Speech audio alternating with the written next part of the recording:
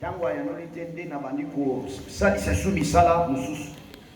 c'est pourquoi à 12h, quand il m'a dit que vers 11h45, que à 12h, j'étais en ville.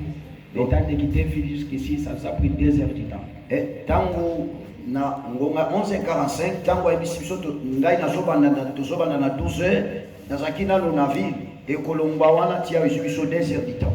Alors c'est pourquoi je vous demande d'abord pardon.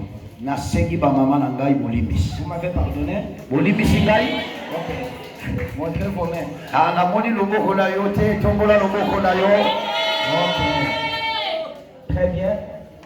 Claude Pessanga Kayewan.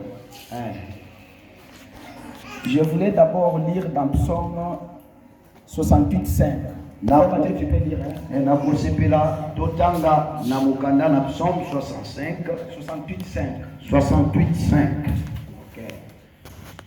Mokanda na Psaume 68. Bao basana makasi bokol kotelema parce que tumi totanga makomi na Nzambe. 68 verset 5.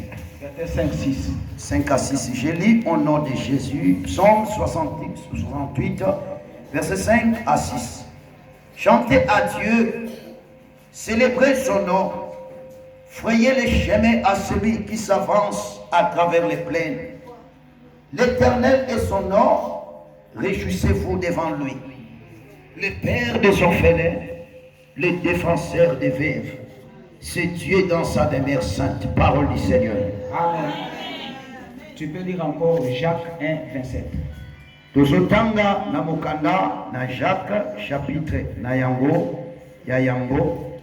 verset 27. La religion pure et sans tache devant Dieu notre Père consiste à visiter les orphelins et les veuves dans leurs afflictions et à se préserver des souillures du monde. Parole du Seigneur. Prions le Seigneur. Seigneur Jésus, je suis devant ce peuple. Les gens de ce monde les appellent les orphelins et les veuves.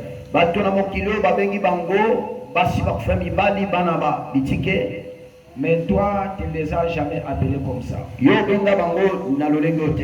as dit dans la Bible, je ne vous laisserai jamais orphelins. Je serai avec vous, même en vous, jusqu'à la fin du monde. C'est pourquoi toi tu ne vois pas orphelins et veuves. Tu es leur mari et tu es leur père. C'est pourquoi nous te remercions que nous puissions nous rencontrer à cet endroit. Parle-nous au nom de Jésus. Amen. Amen. Vous pouvez vous asseoir. Ok, je voulais au moins parler avec vous aujourd'hui pendant 15 minutes. Il y a des fois où je vous voyais dans les réseaux sociaux.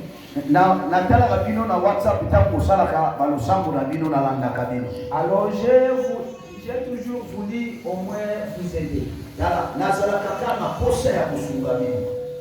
Peut-être des fois le temps ne permet pas. Mais aujourd'hui, j'ai le temps de vous parler. Dans les livres qu'on a dit dans les psaumes,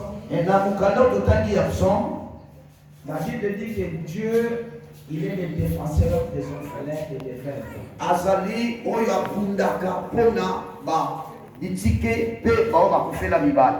Alors il vous console dans vos afflictions et dans des temps difficiles.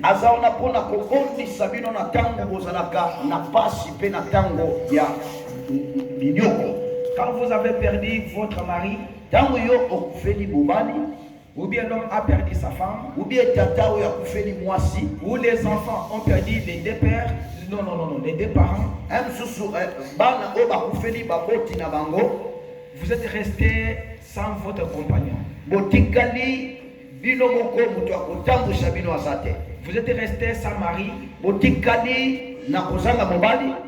êtes resté sans votre épouse.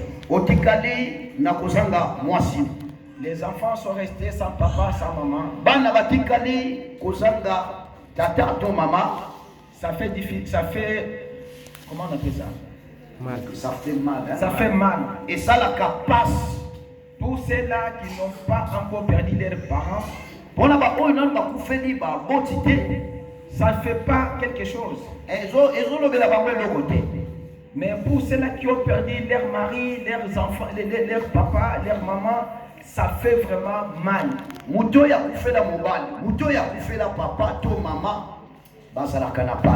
C'est pourquoi nous devons pleurer avec vous.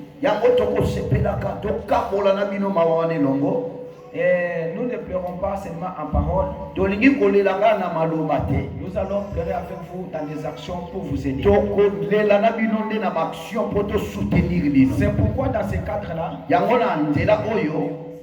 j'ai fait une fondation qui s'appelle Fondation Christ pour orphelins et veuves. Donc, Christ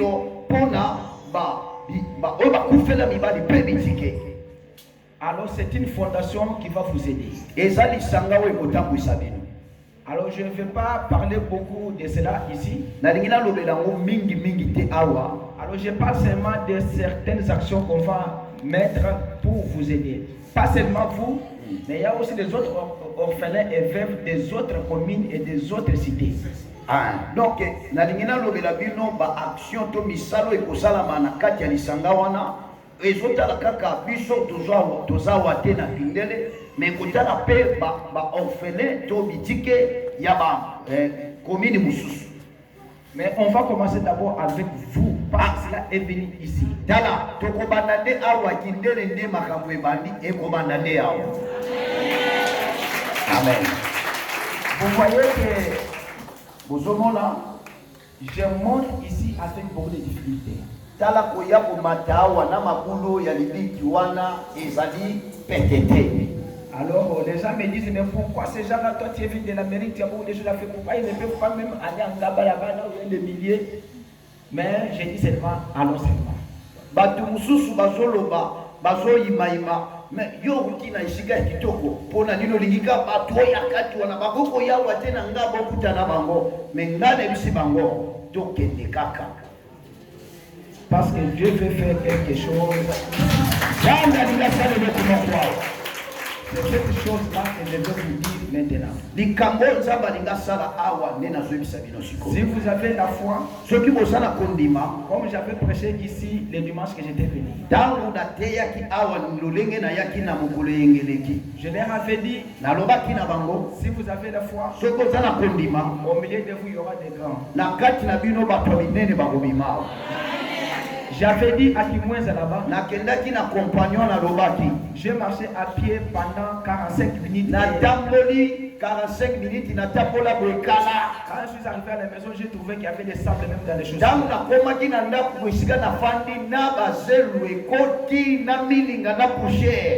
Bon, quand j'ai parlé à mon épouse m'a dit que c'est le travail d'un prédicateur.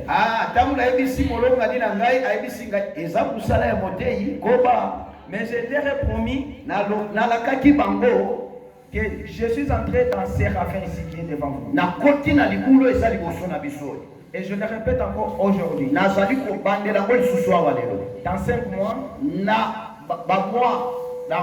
mois, on va faire ces ravins ici. Ne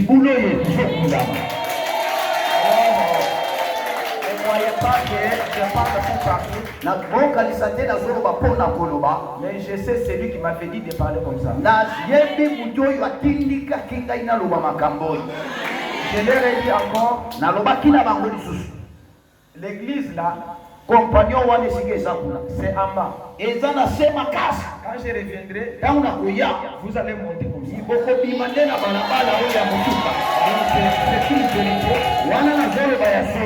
Et vos yeux verront cela. Quand je reviendrai, et la compagnon est ici, vous devez être à un endroit comme la campagne, on va le faire pour gagner les âmes. Compagnon, batu ya Antioche, batu ya Sion, batu ya Nouvelle Jérusalem, Osana, limete de Rokitao, pour que toi et Bakoloba, na lolenge ya kusala kopalanganisa sango malamu tokanye ba amo mpona nkolo.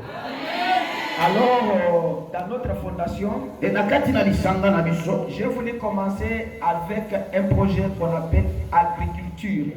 na sepeli na banda na likanisi ya kusala musala oyo ya bilanga. Parce que l'agriculture, c'est bien. Bilanga eza malamu.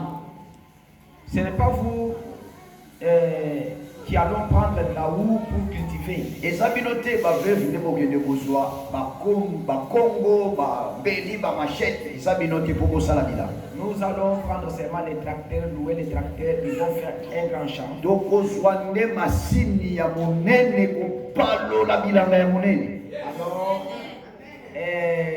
quand nous avons notre propre champ, nous semons les maïs, les manioc et tout ce que vous connaissez. tokolona lere tokozwa bilanga na biso moko bamasangu babikebi basongo oyo boyebi wana.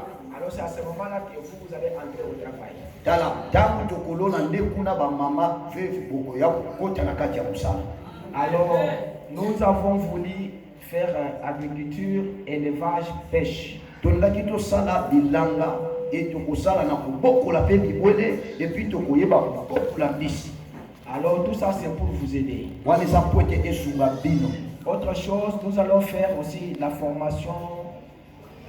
Nous allons créer quelque chose comme les frères Didier avait dit, la formation des orphelins, soit au moins en couture, soit au moins en fabrication de n'importe tout ça. Ou école. C'est ça. Amen. Bolanda malamu. Amen.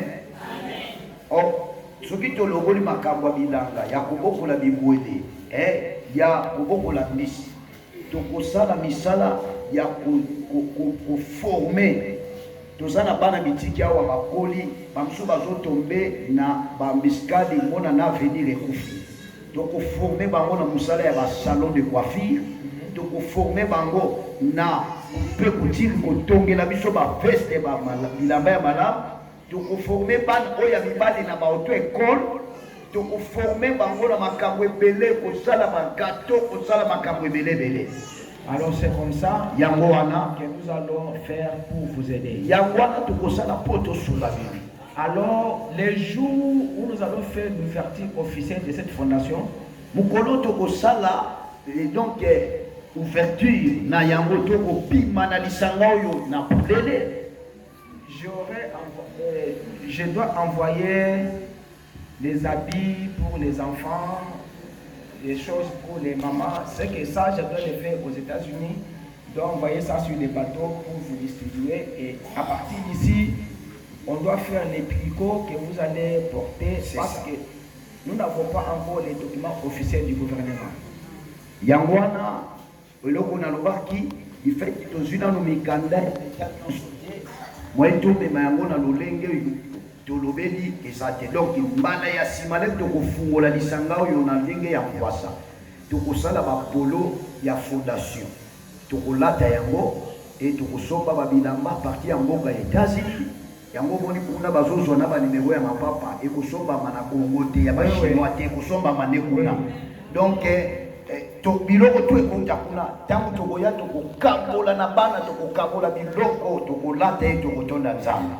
Il faut savoir que si vous avez des enfants, mettre les tailles des enfants, bon je ne sais pas, on va acheter seulement les habits en général à partir de 14 ans jusqu'à 0 âge, oui, pour permettre que c'est là quand nous allons faire la sortie officielle que vous soyez